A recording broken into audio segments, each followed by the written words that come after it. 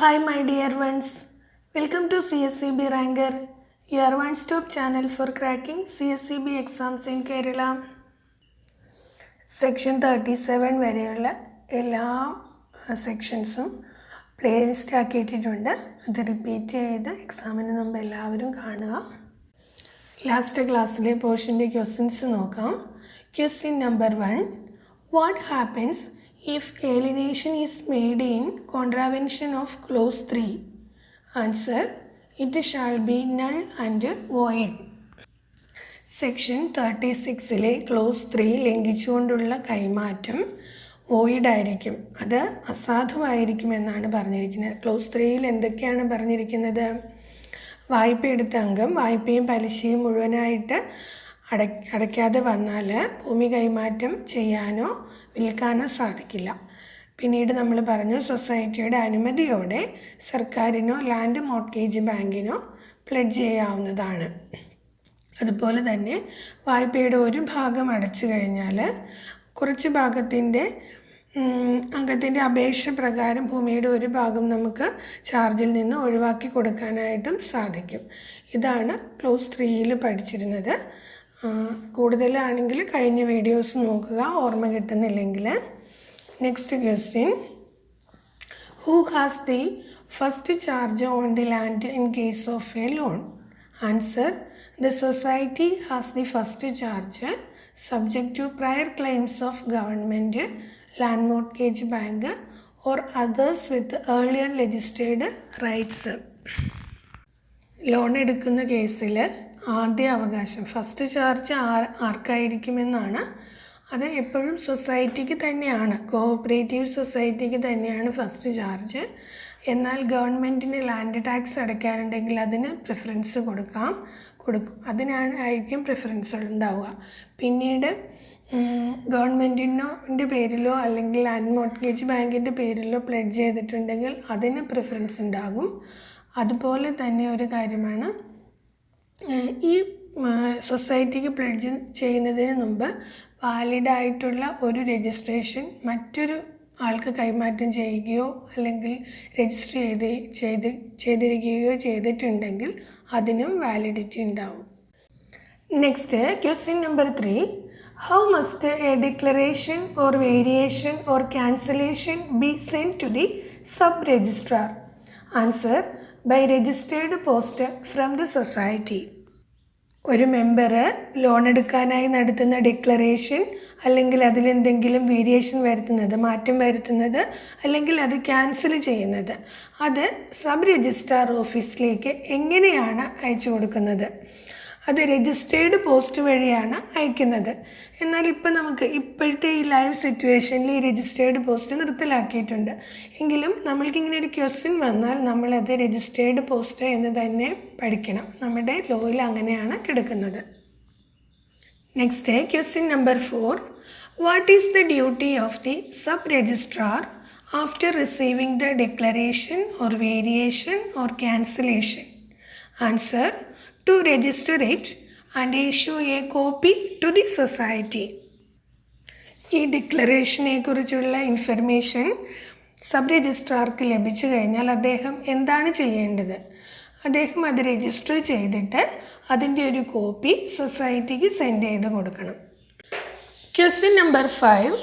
What is the status of a declaration or variation or cancellation release if not registered? Answer: it is null and void.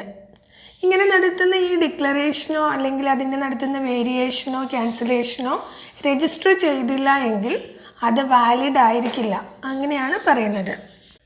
അത് sub രജിസ്ട്രാറുടെ ഓഫീസിലേക്ക് അയച്ച് register ചെയ്തില്ല എങ്കിൽ അത് അസാധുവായിരിക്കും. Question number 6. What does basic tax mean? Answer: the tax imposed under the Kerala Land Tax Act 1961. നമ്മുടെ ഈ section 36-ൽ പറയുന്ന ബേസിക് ടാക്സ് എന്ന് പറയുന്നത് എന്താണെന്നുള്ളതാണ്. 1961 കേരള ലാൻഡ് ടാക്സ് ആക്ട് പ്രകാരമുള്ള ടാക്സിനാണ് പറയുന്നത് ബേസിക് ടാക്സ് എന്ന്. Question number 7. What does a land mortgage bank mean? Answer: Kerala Cooperative Central Land Mortgage Bank Limited, or a primary mortgage bank under the Kerala Cooperative Land Mortgage Banks Act 1960. Section 36 പറയുന്ന land mortgage bank എന്തിനെ ഉദ്ദേശിക്കുന്നു? അത് 1960 Kerala cooperative land mortgage banks act പ്രകാരമുള്ള Kerala cooperative central land mortgage ബാങ്കോ അല്ലെങ്കിൽ ഒരു primary mortgage ബാങ്കിനെയോ ആണ് land mortgage bank എന്നുദ്ദേശിക്കുന്നത്. ഇനി നമ്മുടെ അടുത്ത സെക്ഷനായ സെക്ഷൻ 36A നോക്കാം. Section 36A, charge on movable or immovable property of borrower by creating Gehan. Section 36A ഗഹാനെ കുറിച്ചാണ് പറയുന്നത്. എന്താണ് ഗഹാൻ? ഒരു ഡിക്ലറേഷനാണ്. ഒരു ബോറോവർ കോഓപ്പറേറ്റീവ് സെക്ടറിൽ ഒരു ബോറോ ചെയ്യുന്നതിന് മുമ്പ് മൂവബിൾ ആവട്ടെ ഇമ്മൂവബിൾ ആവട്ടെ അവരുടെ പ്രോപ്പർട്ടി പ്ലെഡ്ജ് ചെയ്യുന്നതിന് മുമ്പ് ഒരു ഡിക്ലറേഷൻ കൊടുക്കുന്നതാണ്. അതായത് ലോൺ തിരിച്ചടയ്ക്കാമെന്നുള്ള ഒരു ഡിക്ലറേഷൻ കൊടുക്കുന്നതാണ് ഗഹാൻ എന്ന് പറയുന്നത്. അതിനെക്കുറിച്ച് നമുക്ക് പഠിക്കാം. Notwithstanding anything contained in any other provisions of this Act, charge on movable or immovable property of a borrower in favor of the Kerala State Cooperative Bank or a primary agricultural credit society or a primary housing society or an urban cooperative bank or any primary cooperative societies dealing with the credit activities may be created by Gehan, in respect of which the provisions of section 9 to 15 both inclusive and 19 to 28 of the Kerala State Cooperative Agricultural and Rural Development Banks Act 1984 as amended from time to time shall apply with the modification of substituting the words Kerala State Cooperative Bank, Primary Agricultural Credit Society or Primary Housing Society or an Urban Cooperative Bank or any primary cooperative societies dealing with the credit activities. Society and said bank or society respectively for the words agricultural and rural development bank, primary bank, bank and said banks occurring in the said sections. ഗഹാൻ എന്നാൽ section 36A പ്രകാരം കടം വാങ്ങുന്നയാൾക്ക് തൻ്റെ immovable properties അല്ലെങ്കിൽ movable properties സൊസൈറ്റിക്ക് സെക്യൂരിറ്റിയായി നൽകാം എന്ന് പറയുന്ന ഒരു ഡിക്ലറേഷനാണ് ഗഹാൻ.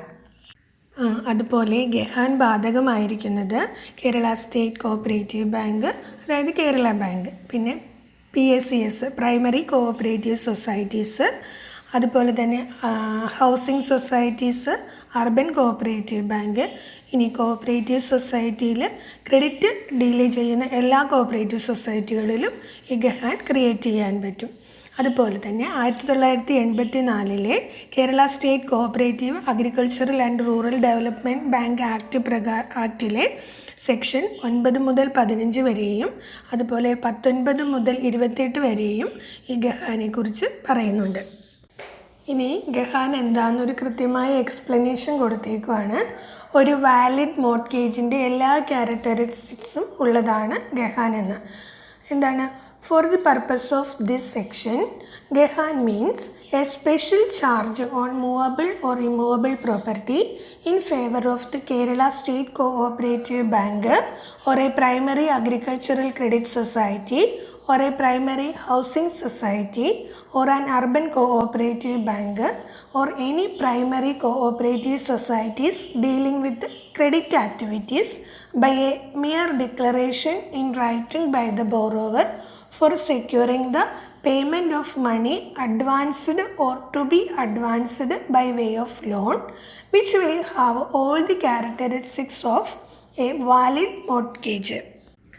Next, section 37, deduction from salary to meet society's claim in certain cases. Section 37, subsection 1. Notwithstanding anything contained in any law for the time being in force, a member of a society may execute an agreement in favor of the society, providing that his employer or the officer disbursing his salary or wages shall be competent to deduct from the salary or wages payable to him by the employer such amount as may be specified in the agreement, and to pay the amount so deducted to the society in satisfaction of any debt or other demand owing by the member to the society.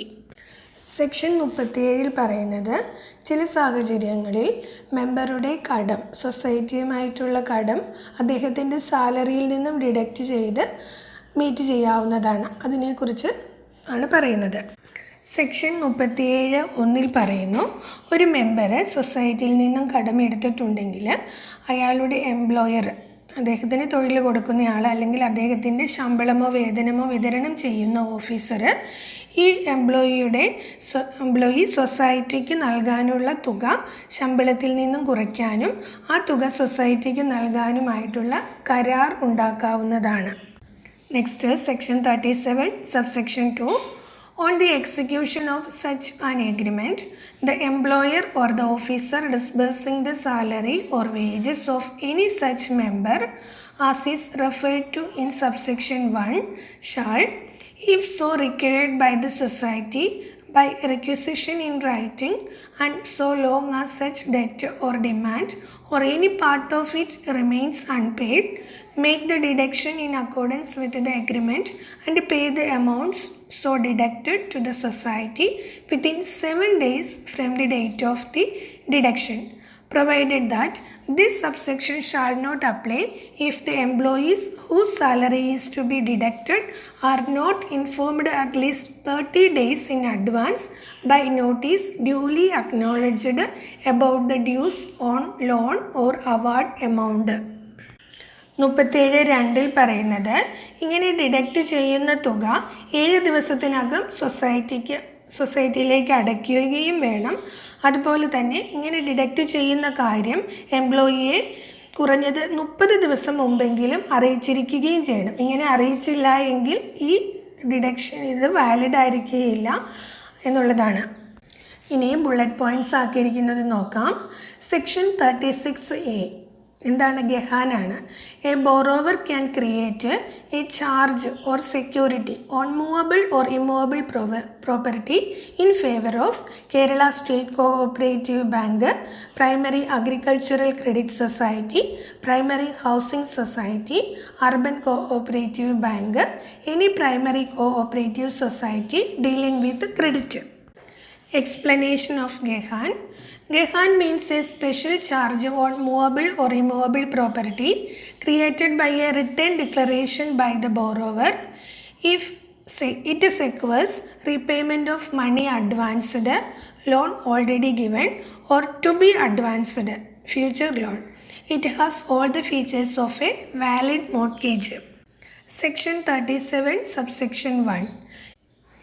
A member of a society can sign an agreement with the society. Employer or officer giving salary can deduct money directly from the member's salary or wages. The deducted amount will be paid to the society. This is for settling any debt or loan or other dues owed by the member. Next is section 37 subsection 2. Once the agreement is executed, employer or officer must deduct as per agreement if society demands in writing. Deducted amount must be given to the society within 7 days. Exception: this won't apply if the employee is not informed at least 30 days in advance with a written notice. ഇനി കഴിഞ്ഞ ക്ലാസ്സിലെ ക്വസ്റ്റ്യൻ്റെ answers നോക്കാം. A state in India where English is the official language. Answer Nagaland. Next meaning of feeble. Answer lacking of physical strength or weak, അതായത് ആരോഗ്യമില്ലാത്ത അവസ്ഥ. Next find the missing time. 194, 194, 191, 183, 168 and dash. Answer is 144. എങ്ങനെ കിട്ടുന്നതെന്ന് നോക്കാം. 194 നിന്ന് 194 പോയാൽ 0. 194 നിന്ന് 191 കുറച്ചാൽ 3. 191 നിന്നും 183 കുറച്ചാൽ 8. 183 നിന്നും 168 കുറച്ചാൽ 15. അതുപോലെ 168 നിന്നും 144 കുറച്ചാൽ 24. ഇവിടെ ഈ ആൻസർ കിട്ടിയിട്ടില്ല. 0, 3, 8, 15, 24. ഇവ തമ്മിലുള്ള ഡിഫറൻസ് നോക്കൂ. 0, 3 തമ്മിലുള്ള ഡിഫറൻസ് 3. 3ഉം 8ഉം തമ്മിലുള്ള ഡിഫറൻസ് 5.